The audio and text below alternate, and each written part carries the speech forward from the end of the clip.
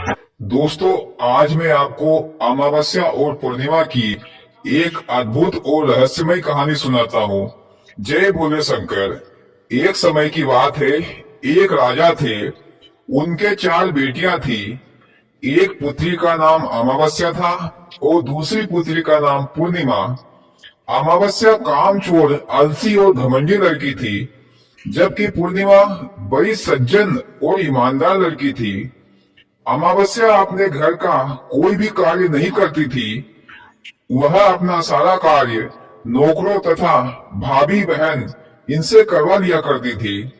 वह तो बचपन से ही खेल कूद तथा आराम से सोना बैठना खाना पीना किया करती थी, जबकि पूर्णिमा घर का काम काज खाना बनाना झाड़ू पोछा आदि कार्यों में वह अपनी भाभी का हाथ बटाती थी।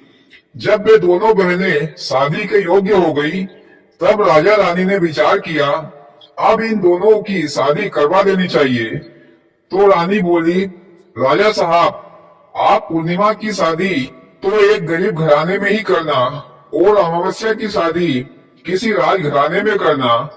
मोदी जी, ये रानी माँ होकर भेदभाव क्यों कर रही है? अरे क्या पूर्णिमा उसकी सौतेली बेटी थी क्या, जो रानी के मन में दोनों के प्रति अलग अलग भाव है? नहीं भैया, दोनों सगी बहनें थी। फिर राजा रानी ने विचार किया और अगले दिन राजा अपनी कन्याओं की शादी करने के लिए एक नगर में पहुंचे।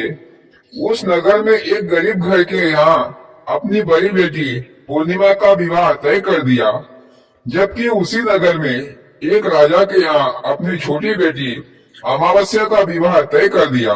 कुछ महीनों बाद पूर्णिमा और अमावस्या का विवाह कर दिया।